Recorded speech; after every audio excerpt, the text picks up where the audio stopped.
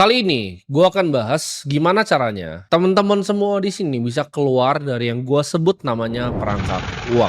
Angka kemiskinan ya di negara ini itu ada sekitar 10%, kira-kira 27 juta ya, 9, sekian tapi angkanya dekat ke 10. Itu kategorinya adalah pendapatan per kapita per bulannya 583.000.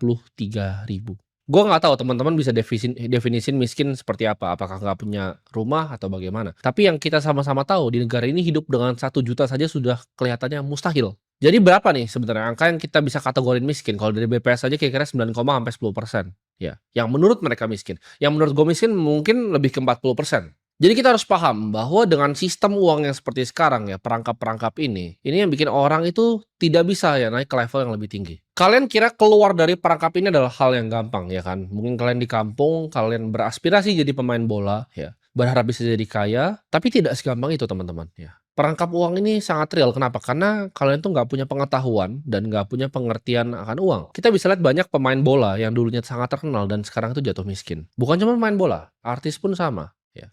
Artis yang melejit naik lalu jatuh miskin lagi. Baik di dalam negeri dan juga di luar negeri. Aneh kan? Kalian selalu mikir bahwa, oh gue kalau punya pendapatan banyak gue gak akan pernah jatuh miskin lagi. Sedangkan satu kampung ya yang dapat uang kaget mereka semua beli mobil dan akhirnya sekarang kampung yang dapat mobil, yang beli mobil banyak itu sekarang udah jadi miskin lagi. Karena kalian mungkin mikir dengan gaji kalian yang sedikit ini, itu sulit untuk mendapatkan uang yang lebih banyak untuk ditabung. Sedangkan orang yang dapat uang banyak aja, pemain bola aja, itu banyak yang akhirnya jatuh miskin.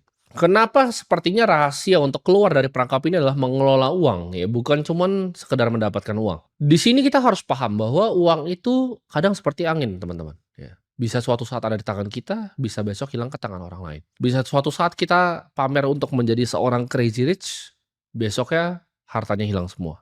Uang itu bisa membeli yang namanya rasa nyaman. Kalian bisa pakai mobil yang lebih nyaman. Tapi di mobil yang nyaman itu, uang itu tidak bisa membeli rasa damai. Orang yang korupsi itu akan bisa hidup nyaman ya teman-teman, dengan mobil yang nyaman, di rumah yang nyaman. Tapi itu tidak akan membelikan dia ya tidur yang nyaman. Bisa beli kenyamanan tapi nggak bisa beli rasa damai, itu uang. Sebelum kalian belajar untuk keluar dari perangkap uang ini, coba kalian di situ ya teman-teman semua yang nonton ini, coba kalian renungi baik-baik. Apa sih sebenarnya arti uang untuk kalian? Rasanya uang itu seperti apa?